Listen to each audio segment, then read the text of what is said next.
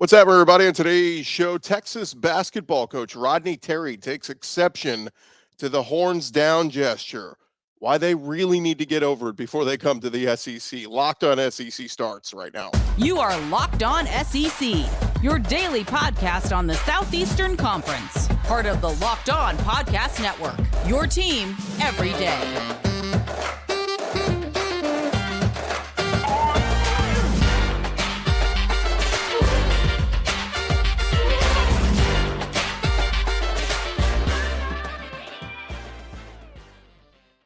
And what's up, everybody? Welcome into Locked On SEC. It's great to have you guys along. Today's episode is brought to you by the Game Time app. Download Game Time today and create an account. Use our promo code Locked On and get $20 off your first purchase on the Game Time app. I'm Chris Gordy. Thanks for making Locked On SEC your first listen every day. Shout out to our everydayers. We're free and available wherever you get your podcasts and on YouTube. Part of the Locked On Podcast Network, covering your team every day. All right, we got to jump into this because, look, Texas is coming to the SEC very soon. And an incident happened the other night that really makes you think ahead to this coming summer when Texas becomes a member of the SEC officially. This was a Texas basketball game the other night. Texas is still in the Big 12, and they're playing new addition of the Big 12 this year, UCF, in a basketball game. While the UCF Knights upset the Longhorns at Moody Center in Austin, and as they celebrated, couple of the UCF players made the horns down gesture. And again, congrats to UCF. Big win for them. Rodney Terry, Longhorns things aren't going so great right now. But after the game, in the handshake line, Rodney Terry took exception to this. Here was a little bit of the reaction of Rodney Terry yelling at the UCF players for the horns down gesture.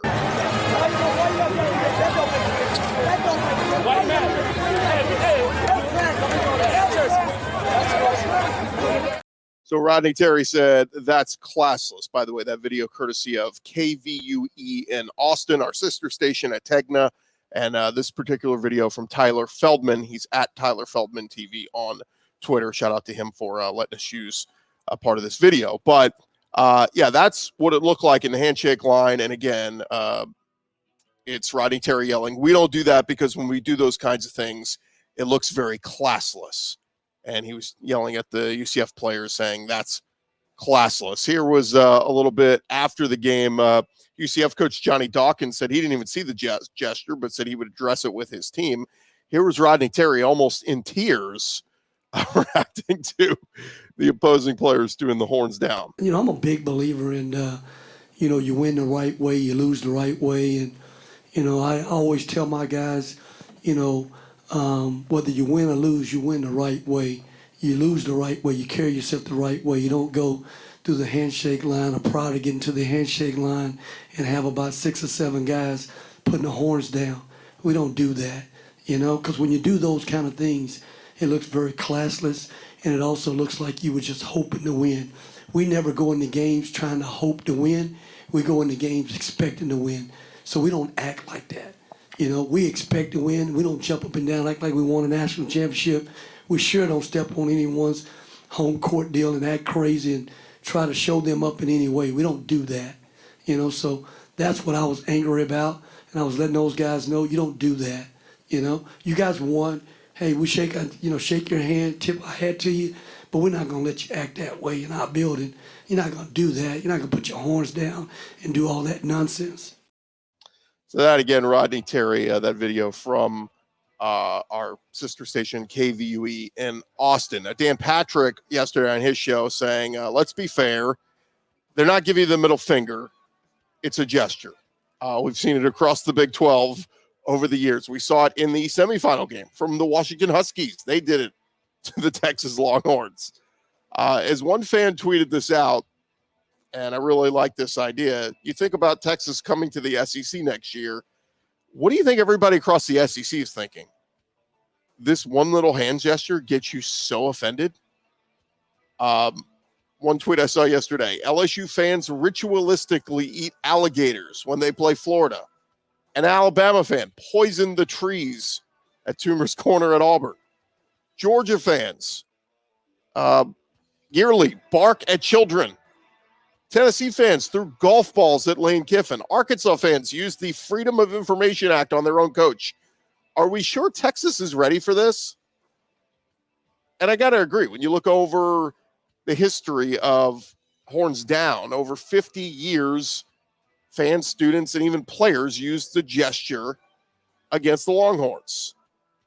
But in more recent years, the NCAA and the Big 12 started to crack down using unsportsmanlike conduct penalties in the Big 12, including the use of the horns down from athletes during games. When horns down became an unsportsmanlike conduct penalty a few years ago, the gesture saw a ramp up in production by those who viewed that rule as very soft. You know, why do they get one special rule in the Big 12 when everybody else, doesn't have anything like that? Fans often use the signal more when their own school's playing Texas, but we've even seen it when like A&M's playing and somebody else. They'll throw the horns down. Greg Burks, this was back at Big 12 Media Days in 2022. Greg Burks, the Big 12 coordinator of football officials, said, let me be very clear with horns down. It's the same as all other symbols. It's when you do it, who you do it to, and in which manner you do it. And again, through personal foul penalties. So the big question is, how will the SEC handle it? Well, at SEC Media Days this past summer, the question was presented to John McDade, the SEC coordinator of officials. The question was, is the horns down gesture taunting an opponent? Is it making a travesty of the game? Is it otherwise compromising our ability to manage the game? Going from their officials on the field, said they'll determine the punishments. Rather than just throwing a flag when they see the gestures, they'll judge each situation in the context of the moment. McDade said there's a difference between a player giving a signal directly in the face of an opponent as opposed to just doing it with teammates celebrating a touchdown. To net all that out, every single occurrence is not an act of unsportsmanlike conduct. McDade noted it's the same rule applies to the gator chomp. You could score a touchdown in the swamp and do the gator chomp, that's fine. If you run up into a Florida player's face and do the gator chomp, they'll call that unsportsmanlike conduct. Same we saw in years past with the land shark gesture at Ole Miss. At SEC Media Days, though, this past July, SEC officials did say that the playful jab at the Longhorns will not receive an unsportsmanlike conduct penalty. So, look, it's all fun and games, but look, man, you really want to, and this is just kind of exacerbated by Rodney Terry the other night, getting all in his feelings over it against UCF. Don't set off the other SEC fan bases. They will absolutely come at you with this now. If they know it bugs you, yeah, welcome to the SEC. Everybody's going to be dropping the horns down when they play the Longhorns. So, hey, look, it was just kind of a fun story to see, but even more fun to think of. You're in the big leagues in the Big 12. You're coming to the even bigger leagues next year in the SEC. Yeah, good luck getting special preferential treatment like you've gotten in the Big 12 with your own unsportsmanlike conduct for horns down and the Longhorn Network and all that. No, you're just one of 16 starting this summer, Texas. And, hey, welcome to the SEC. You'll be getting a lot of crude things thrown your way. All right, we got some nuggets coming out of Texas that we need to catch you guys up on. So let's hit those real quick in this segment. A few days into the transfer portal, another Alabama skill player will be joining Isaiah Bond at Texas. We saw the former Alabama wide receiver Isaiah Bond announced a couple days ago he's going to play for Steve Sarkisian and the Longhorns. Last night, tight end Amari Niblack making it official that he is going to the Longhorns, announcing on his commitment on his social media. Last season, Niblack had 20 catches for Bama, 327 yards, and was tied for second on the team with 4 receiving touchdowns. Played in all 14 games for Bama with several starts. So, 2 big additions. Steve Sarkisian poaching from Alabama. Think about this. He went into Tuscaloosa, beat Alabama that night a couple months ago. And on the other side, Isaiah Bond and Amari Niblack, they now come over to that side. They will wear the burnt orange and play for the Texas Longhorns next season. Now, one other guy to keep an eye on, Washington transfer corner Jabbar Muhammad. He played for Kalen DeBoer at Alabama. He arrived at Texas yesterday for a midweek official visit. Some folks making official predictions, thinking he will pick the Texas Longhorns. He was a second-team All Pac-12 corner this year. Some Alabama folks think they still have a good chance at him. So we'll see what happens with Jabbar Muhammad. Thing is, he could walk right in and start on either team. He could start at Texas next year. He could start at Alabama at corner. So we'll see what happens with him. But Jabbar Muhammad, man, that would be a big get there for Texas. Yet another, transfer portal piece. Alabama trying to kind of piece this together. Who's with us? Who's not with us going into next season? Because the offensive weapons alone Texas is going to deploy next year, pretty damn impressive. At quarterback, they'll have Quinn Ewers and Arch Manning backing him up. At running back, you'll have C.J. Baxter and Jaden Blue. At wide receiver, you'll have Houston Cougar wide receiver Matthew Golden, Silas Bolden coming over from Oregon State, Isaiah Bond from Alabama, and Jonte Cook. At tight end, you'll have Amari Niblack, and you'll have a solid O-line. On top of that, they did pick up Alabama linebacker Kendrick Blackshear a couple days ago. So it is shaping up pretty well there for the Texas Longhorns in Austin, and they are capitalizing, getting some former Alabama players and making the most of it. All right, thank you guys for making Locked On SEC your first listen every day. Coming up next, we got some more portal news and some more happenings over at Alabama. That is coming your way in just a second. Keep it locked right here on Locked On SEC. First, this episode is presented to you by our friends over at FanDuel. Look, the NFL playoffs continue on this weekend, divisional round, and no better place to get in on the action than FanDuel, America's #1 sportsbook right now. Folks who use our promo code, new customers going to get $150 in bonus bets guaranteed when you place a $5 bet. That's $150 in bonus bets, win or lose. Just head to FanDuel.com/lockedon. When you go to FanDuel.com/lockedon, that's where you will see that special promotion where you can take advantage of. You'll sign up in seconds, and you'll be getting in on the action in no time. You can make your first bet a layup with FanDuel. Again, their app's super easy to use. So after you sign up at FanDuel.com/lockedon, you can download the app. You can check it every day, multiple times throughout the day, and figure out what you want to get in on. Again, all those NFL playoff games happen this weekend. We even told you earlier this week, some future SEC games already on the board, with Georgia a favorite over Alabama in Tuscaloosa next season. If you want to get on that early, you can do so. Again, visit FanDuel.com/lockedon. Make your first bet a layup. It is FanDuel. They are the official partner of the NFL.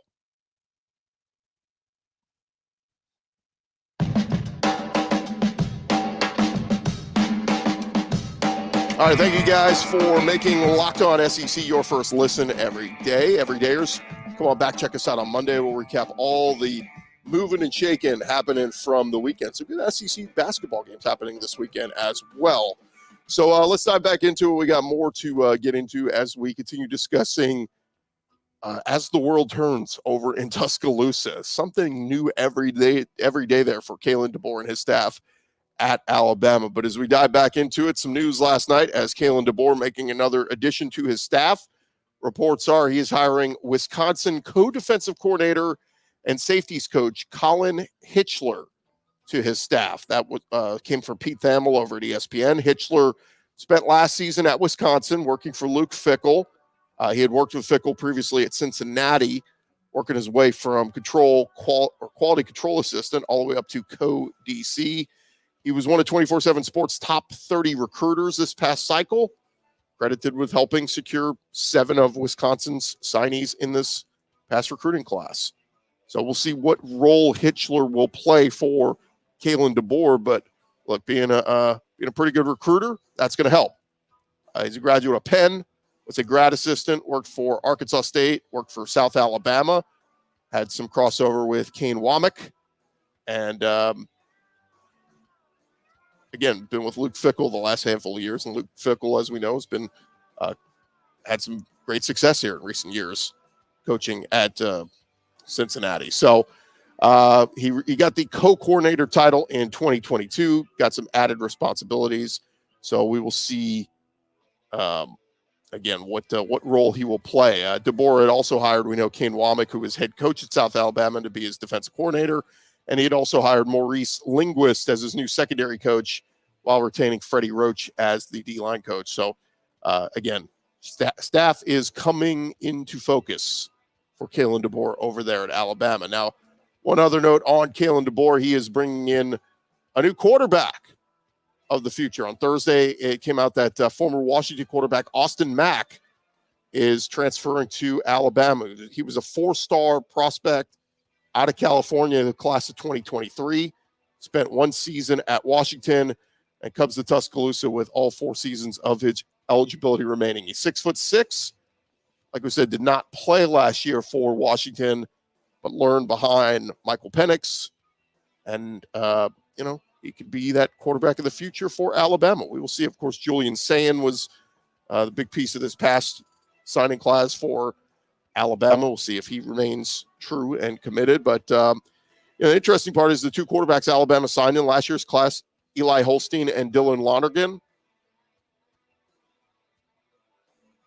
Mack was rated ahead of both those guys, Austin Mack. So this is a good quarterback that Kalen DeBoer is bringing with him over to Alabama. And, they're going to hope that Jalen Milroe has a monster year and maybe is even in the Heisman conversation. But pretty good quarterback going to be waiting in the wings behind him in Austin Mack. Again, 4-star quarterback in the 24/7 composite in the 2023 class, was the 16th ranked quarterback in that group. So when DeBoer was in Seattle, he had brought in, remember, Will Rogers had come in and was going to be a one and done at Washington to kind of bridge that gap between Michael Penix and Mack. And then, he leaves Washington. Now Will Rogers back in the portal. Hasn't sounded like at all any connection really of Will Rogers wanting to come to Alabama and play, especially with Jalen Milroe already there. So keep an eye on that. And, of course, Ryan Grubb, the OC, coming with Kalen DeBoer. So easy to think that Austin Mack wanted to keep that continuity going with Ryan Grubb and Kalen DeBoer and go from Washington down to Alabama.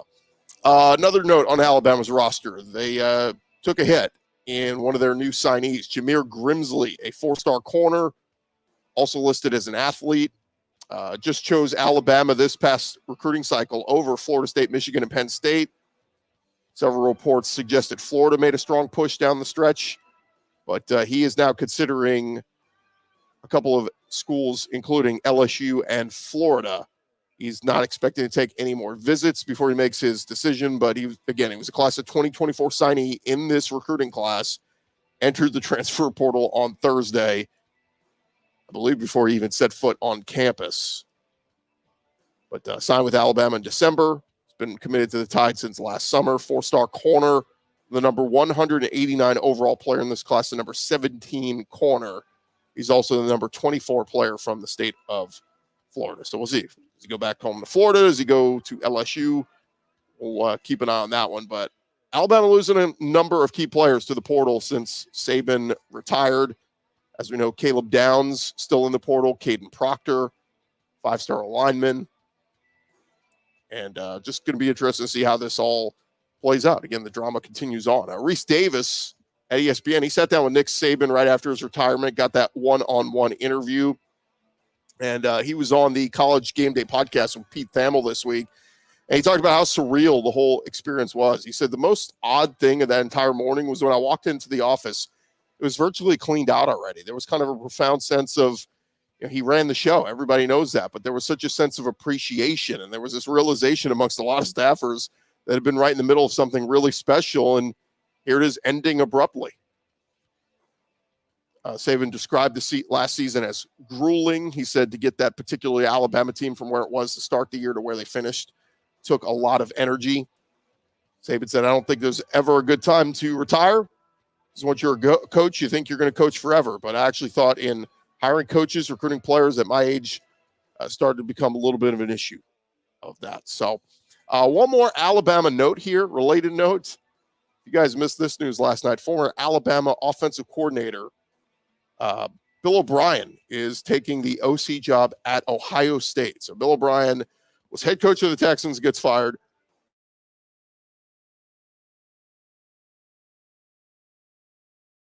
Joined into next, a mix of things there in his time there at Alabama. Look, Bill O'Brien can always say the first Heisman Trophy winning quarterback in the history of Alabama was under my watch in Bryce Young. But now Bill O'Brien, after a year back in the NFL with the New England Patriots as OC, did not go very well with Mac Jones there. He's going to Ohio State. Ryan Day reportedly going to give up play calling duties at Ohio State and defer to Bill O'Brien. So that should be a lot of fun to watch. All right, there you have it. More tidbits around the conference coming your way in just a second. Still more to come on Locked On SEC, part of the Locked On Podcast Network, covering your team every day. And we want to remind you about our friends over at the Game Time app. Look, you should not have to worry when you buy tickets to your next big event. Game Time is the fastest and easy way for you to buy tickets to all your favorite sporting events. They got killer last-minute deals, all-in prices, views from your seat, and their best price guarantee. Game Time is going to take the guesswork out of buying tickets. It's the only ticketing app that gives you complete peace of mind with your purchase. You could see the view from your seat before you buy, so you know exactly what to expect before you hit purchase. You get the all-in prices, total shown up front, so you know you're getting a great deal before you check out and you know exactly what you're paying. You can buy tickets in seconds, takes 2 taps of your finger. Take the guesswork out of buying tickets with Game Time. Download the Game Time app today, create an account, use our promo code Locked On. That's going to get you $20 off your first purchase. Terms apply. Again, create an account, redeem our code Locked On, get $20 off. Download Game Time today. Last minute tickets, lowest price guaranteed over there on the Game Time app.